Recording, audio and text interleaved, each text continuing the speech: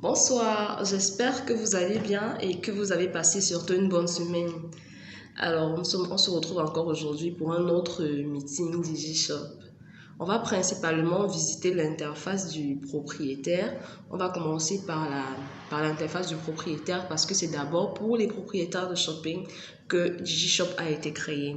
Donc, vous pourrez justement voir tout ce qui se cache en arrière-plan. Et ensuite, on pourra aller plus en détail encore. Donc, on y passe tout de suite. Le produit, on a vu la dernière fois comment est-ce que on peut ajouter un produit quand on fait les inventaires. Donc, dans la visite qu'on va faire, on va aller onglet par onglet. Ok. Donc là, on commence par ma boutique. On a les ventes, l'alerte de stock, le rapport de fermeture, sort de caisse. Voilà, nous sommes dans les ventes. Et quand vous regardez le fichier, on peut se rendre compte que pour chaque vente qui a été effectuée, il y a le nom du vendeur, celui qui a vendu, ça peut être Démo. Démo, c'est un vendeur de la boutique. Propriétaire, ça peut être le propriétaire lui-même de la boutique. Vous ne prenez pas ici propriétaire, c'est juste en fait un nom qu'on a choisi à donner au propriétaire. Dans le nom du propriétaire, c'est propriétaire. Maintenant, dans votre boutique, votre nom s'appelle Magali, Pascaline, n'importe quoi. Voilà. Et le nom du client, vous avez aussi le nom du client en face de vous. Voilà un peu le nom des clients. Oui, si c'est le propriétaire lui-même qui a fait un achat, son nom peut revenir. Voilà. La vente s'est effectuée où? En ligne ou en boutique. Voilà la date de la vente, le montant de la vente et le mode de paiement. Ça peut être Mobile Money, Airtime, Orange Money.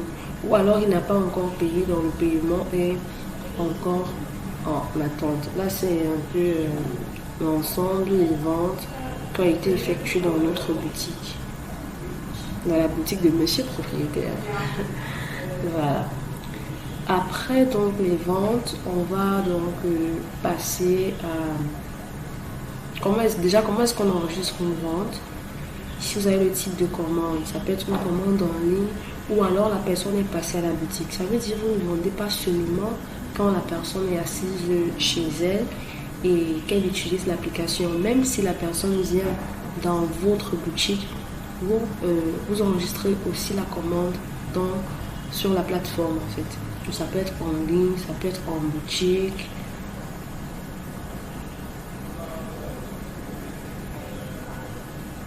Voilà. La date, vous pouvez mettre la date d'aujourd'hui, la date de début, la date de fin. Ça peut être que la personne a commandé, elle est peut-être passée aujourd'hui, elle a peut-être commencé à faire un achat. Et la date de fin aussi. La date de fin correspond à quand est-ce qu'elle a fini de payer.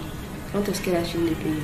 Le vendeur, vous enregistrez la personne qui a vendu. Ça peut être moi, Eliane, qui est vendu. Ça peut être monsieur propriétaire qui a vendu. Ça peut être vous, Magali, si vous êtes vendeur, qui a vendu. Et le type de paiement, ça peut être en attente de paiement. Ça veut dire que la personne n'a pas encore donné l'argent. Airtime, Mobile Money, Cash, Bill. Bill, c'est une facture. Orange Money ou alors dans le cas où la personne doit être livrée, payée à la livraison. Voilà. Et vous allez juste enregistrer votre vente. Très bien. Maintenant, passons au niveau d'alerte du stock. Voilà. Dans l'alerte du stock, ici, vous avez un article, vous avez le nom de votre article, la quantité d'alerte et la quantité en stock. La quantité d'alerte, généralement, c'est le seuil au niveau duquel, quand vous arrivez, vous repassez la commande. Ça veut dire, si vous avez un stock, parce que là c'est quantité en stock, si vous avez un stock par exemple pour la talon bleu femme de 50 chaussures en stock, vous définissez peut-être votre quantité d'alerte à, on va dire n'importe quoi, 5 chaussures en stock.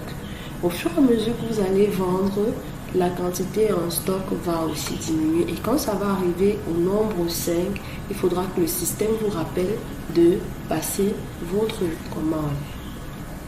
Donc c'est à ce niveau que vous mettez votre quantité en stock et il n'y a que vous, le propriétaire, qui puissiez faire cela. C'est un rapport de fermeture.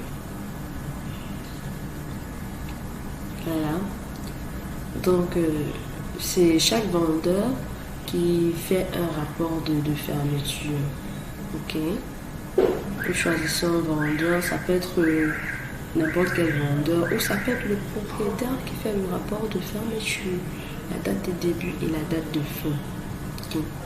Donc voilà un peu en quoi consiste le rapport. Je ne sais pas si dans toutes vos boutiques vous faites l'ouverture de caisse et la fermeture de caisse, parce qu'il y a des boutiques assez modernes qui font l'ouverture de caisse, parce que quand on commence la journée, il faut vérifier quel est le montant en caisse au début de la journée, quel est le montant à la fin de la journée. Voilà. Donc le vendeur voilà le montant théorique, le montant qui est dans la caisse, le montant qu'il déclare. Donc si le montant que vous déclarez est différent du montant théorique, il y a forcément un problème. Peut-être il faudrait savoir où est passée la différence. Si vous avez peut-être acheté quelque chose, peut-être fait des entrées, pour qu'on sache en fait qu'est-ce qui s'est passé avec l'argent. Bien. Maintenant le solde de la caisse. Voilà. Voilà, le solde de la caisse, c'est la session des activités. N'importe quel vendeur, propriétaire peut le faire. Vous enregistrez aussi le mode de paiement. Voilà. Parce qu'il y a différents types de caisses. Ce que vous avez perçu en cash, ce que vous avez perçu par Orange Money, ce que vous avez perçu par MTN Mobile Money, ce que vous avez perçu, disons, par facturation. Oui. Donc, vous ouvrez une session, une date et le solde de la caisse. Et ça, c'est important de le faire tous les jours, en fait. C'est important de le faire tous les jours. Vous enregistrez qu'est-ce qu'on a vendu en ligne. Ok. Qu'est-ce qu'on a vendu à la boutique. Qu'est-ce qu'on a vendu d'une autre façon. Tout cela, vous devez comptabiliser ça et mettre un montant total. C'est ça qui va constituer le solde global de votre caisse. D'accord. Voilà. Ça vous permet en fait, quand vous regardez au fur et à mesure DigiShop, de surveiller vos ventes, de surveiller votre gestion, comme on disait tantôt, de surveiller même vos finances, et surveiller aussi les finances. D'accord. Donc, on va d'abord s'arrêter là pour que vous preniez le temps de prendre bien conscience, de prendre plus ample connaissance, de mieux maîtriser déjà tout ce qui est en rapport avec votre boutique. Vous voyez, c'est pour ça que l'onglet c'est ma boutique. C'est votre boutique que vous avez en main. Vous avez votre boutique en main. Vous surveillez quelles sont les ventes. Vous surveillez la lettre de votre stock. Vous surveillez vos rapports de fermeture de caisse. Voilà. Et le solde global de la caisse, que les articles aient été vendus en ligne ou alors à la boutique ou d'une autre manière, n'importe comment, si vous êtes allé livrer. Tout ça, vous devez calculer, connaître quel est le solde de la caisse à la fin de la journée, on va dire, ou à la fin de la semaine. Et le rapport de fermeture de caisse montrera, bon, le matin, je suis venu, voilà tel montant qu'il y avait. Le soir, on se retrouve à tel montant. Qu'est-ce qui s'est passé entre-temps? Il y a eu des entrées peut-être. On a peut-être enlevé telle somme pour de l'argent de taxi. On a peut-être enlevé telle somme pour je sais pas, pour payer un fournisseur. Il faudrait qu'on sache où est passée la différence. D'accord. Donc, on va d'abord s'arrêter là.